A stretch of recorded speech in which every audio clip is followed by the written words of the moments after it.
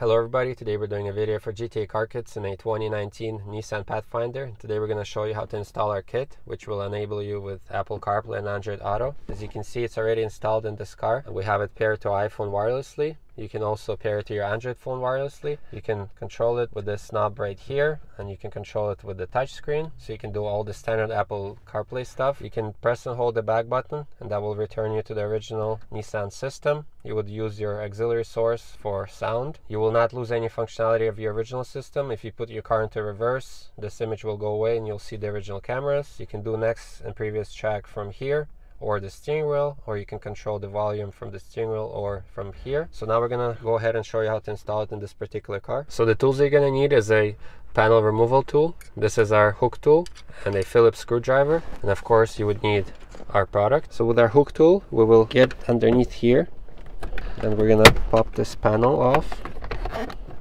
And it has this connection for the light, which you need to disconnect. Now with this tool, we need to remove this piece right here. You can just get underneath. You just on 4 clips, and there's 2 hooks which have to go in first when you're putting it back. With our Phillips screwdriver, we'll go ahead and remove this one bolt. Again, with using this tool, you will get underneath here, or you can use your fingers. So this panel comes off, and then there's 3 connections at the back, which you have to press the clips and disconnect them. Now there's 4 more bolts, so 2 on each side. So the upper ones hold the vents and the lower ones hold this HVAC control panel. So we're going to remove all of them.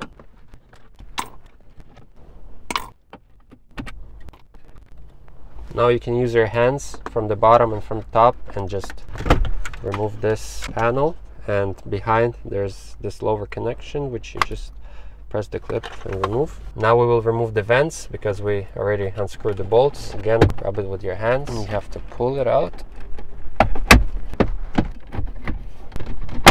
Once you pull it out, as you notice, sometimes you might have the vents disconnect from the actual frame. So you just push on them so they clip in, and that's it. Those were the only ones that disconnected. Now we can put this away. Now you're going to see these 4 silver bolts, so 2 on each side. We're going to remove them also. And now you can remove this bracket also. Below the stereo now, there's 2 more bolts. One right here, one over there. We're also going to remove them. These are our last 2 bolts. Now we can grab our screen. We're going to tilt it, pull it out, and at the back there are 2 main connections. Again, they have clips which you have to press, and then there's 2 more underneath. And at this point we can take our screen and we're going to unscrew some bolts and show you how to install a circuit board inside of the screen. So this is our screen that we just removed from the car, but first we'll show you what you're going to get inside your kit. Here you're going to have a main circuit board which we're going to install inside our screen. Then there's 2 ribbon cables that also go inside the screen. You have your main harness, which we're going to show you how to install inside the car. You have your cable for video, which will also go inside the screen. You have your main module that gets hidden behind the dash. And then you have your wireless antenna for wireless Apple CarPlay and Android Auto. So to work on this screen, you're going to need your Phillips screwdriver and this hook tool. We'll start with our Phillips. First, we're going to remove this bracket, and it gets held by 4 bolts, 2 on each side. Now you can take this bracket and remove it. Next, there's 4 Phillips screws right on the back of the screen, which we'll also remove. This one, usually you have to peel this sticker a little bit to get to the screw. Now there's 2 on top. And there's 2 at the bottom of the screen. And on the sides, 2 more on each side. These are our last 2 bolts.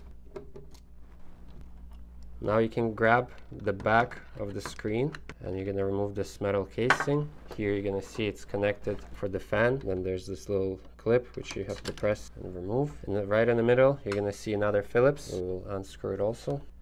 Then here you can use your fingers to undo the clip to remove this wire. This clip you just have to lift up and it will disconnect. This one also using your nails or carefully use your hook tool. And the last one is right here, which disconnects. Now you can lift the original circuit board. So we're going to take our circuit board and we're going to take 2 of these ribbon cables. So we'll start with this thin ribbon cable, which we will plug in here. Make sure that it's all the way in, and then you lock it in place. We'll also take the bigger ribbon cable, and it goes right here. Make sure it's all the way in and it lines up here at these corners, here and here. Only then you lock it in place. Now we will unlock this lock, take the original connection, put it all the way in and make sure it's straight and lock it in place. This original ribbon cable will feed underneath. It has to go right here. It has to sit straight, it has to line up again in these corners, here and here. And then you lock it in place. At this point, you're going to take 3 little plastic rivets that came with our kit, and we will secure this circuit board inside this original screen.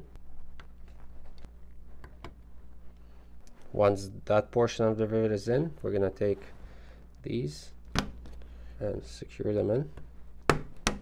So now we will take this video cable that came with the kit, and this end will plug in into our circuit board. Plugs in right here. Now we will start assembling the screen back, because now this is installed. We're going to take the original circuit board, and to make things easier, the first connection that you will connect is this one in the corner here. So you're going to make sure that this lock is unlocked. So you make sure that the connection is all the way in, and only then you lock it in place. So it has to be straight. There you go. Next you can connect the fan, because at this point it's the easiest to do right now. So you will lift up the circuit board, connect it, and you can just lay it on its side here. Now you can secure the circuit board with that screw in the middle. Also, when you're putting it back, make sure that you don't forget this particular wire, because it likes to stay back, and we'll just plug it back in. Now we have these 2 left, so we'll first do the big one, and then this is our small one. Again, with the lock unlocked, put it in all the way in, lock it in place. So now you can close the screen and the back cover of the screen. And here, be careful, this wire needs to go on the side here and not be cut. Now you can close it, and just for testing purposes, we will just secure it with 2 bolts, one right here and one over here. Now we will bring it to the car, and we will connect it as original, and we're going to make sure that it turns on and that the touchscreen is working. That will tell us that everything that we installed is working correctly, and then we can assemble everything. But if you turn on the screen and it's just showing you white right here, or the touchscreen is not working, means one of the connections was not done inside correctly. The big ones are responsible for video, and the small ones are responsible for touchscreen, so you would have to recheck those. So this is our screen. We just have extra wire coming out, and we're just gonna test it. We'll connect these 2 connections, and that's all you have to do. We'll press the start button, so the screen has to light up as original. It does, so the big cables were connected correctly. And now you will test the touchscreen, so you can press this. As you can see, it's working. So everything was installed correctly. Now we can take the screen back and assemble it fully with all the brackets and all the extra bolts. So we already tested everything. We already had 2 bolts here. Now we're gonna put the rest of the bolts back.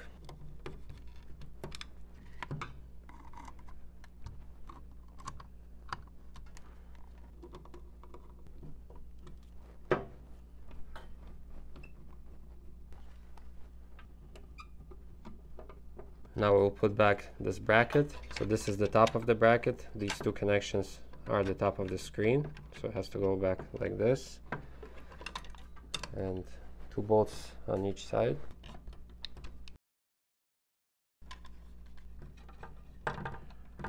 So with everything assembled, now we can take the screen and the harnesses back to the car along with our module, so we can install everything. So we're ready to assemble everything, and first we're gonna connect the harness at the back of the stereo.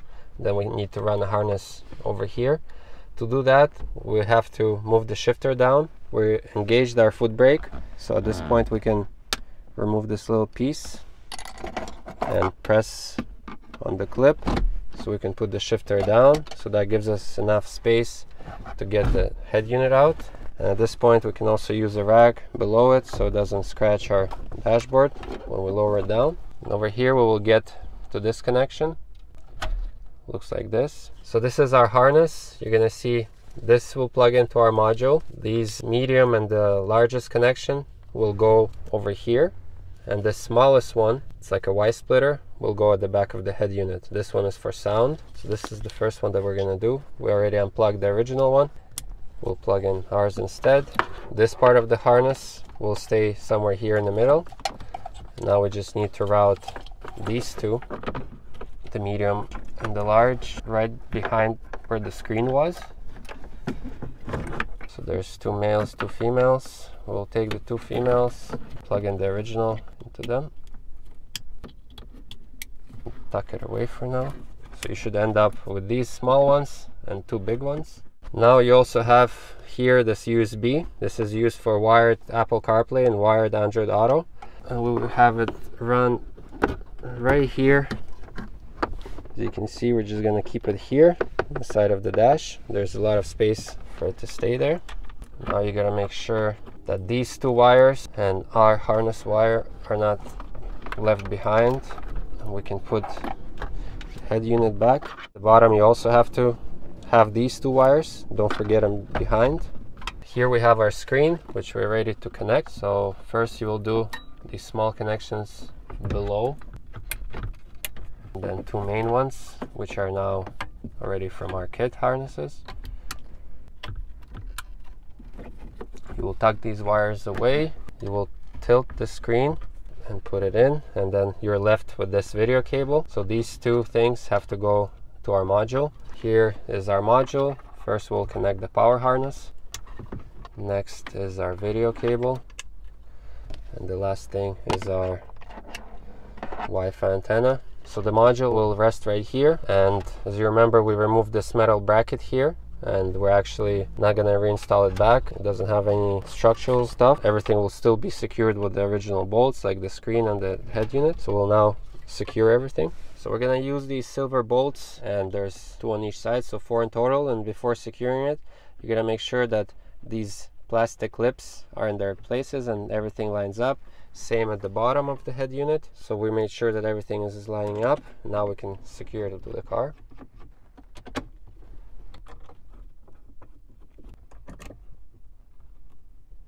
Now there's 2 more bolts left at the bottom of the stereo. So now we can put this panel back. It requires this connection at the bottom. Just clips in, and for now we're not gonna put these 2 bolts in because we're just gonna test everything. We'll just connect this. These 2 will leave unplugged. We're just connecting this for testing. So now we're just testing everything. We're gonna choose the sound source as auxiliary because that's what you're gonna use for Apple CarPlay and Android Auto. We have our iPhone connected by the wire right now. We're then gonna pair it wirelessly. As you can see, the system launched automatically. You can switch between the original system and our system by pressing and holding the back button. So here you're just gonna test that the music is working. So it's working. You can also do next track from here or previous track. So everything seems to be working. The touchscreen is working. So at this point we can turn it off and then assemble everything properly. So we're gonna reinstall everything. So we have these 2 bolts here. We're now gonna grab our vents. There's 2 more bolts that hold them in. So you're gonna line it up by the top, push it in. Here they have to line up, and they do. We're gonna secure it in place. So then this panel has these 2 more connections, which we didn't connect for testing, but you can connect back now. As you can see, our module is right there, and we're just not reinstalling this metal bracket that doesn't do anything. And now there's this last bolt right there. Now we'll grab this panel, and it has these 2 hooks which have to go in first, and you clip it in. And the last piece that is left is over here underneath. It has this connection for the light, and the back goes in first, then you clip it in. So as you can see, we assembled everything. We paired our iPhone wirelessly to the system. If you press the home button here, it takes you to our settings. If you go to these settings, you're able to pair your iPhone wirelessly. So you're able to control the system with this round control. And then most of the controls you're going to do with your touch screen.